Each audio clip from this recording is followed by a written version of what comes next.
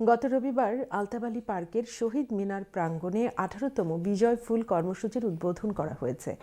মুক্তিযোদ্ধা ফয়জুর রহমান খান, আবু মুসা হাসান এবং দেওয়ান গো সুলতান শহীদ মিনারের পাদদেশে বিজয় ফুলের রেপ্লিকা অর্পণের মাধ্যমে এই কর্মসূচির উদ্বোধন ঘোষণা করেন।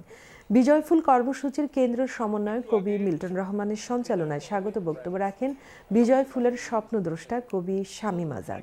উদ্বোধনী ও জাতীয় সঙ্গীত পরিবেশন করেন শম্পা কুণ্ড, জয়তী দাশগুপ্ত, স্মৃতি আজাদ ও সেলিনা হায়দার ও রিনা দাস। আরও বক্তব্য রাখেন সাংবাদিক সৈয়দ আনাস পাশা, কবি স্টেফেন ওয়ার্ডস, মাইক ব্রাগেট ও বিজয় ফুল কর্মসূচির বার্তা প্রধান Nilufa Yasmin Hasan.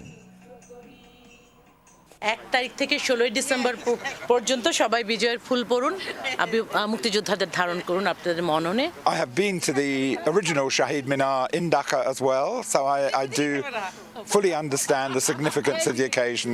On the cusp of December 2026, it's 55 years, but still, despite things carrying on and changing, we still remember the trauma and the pain.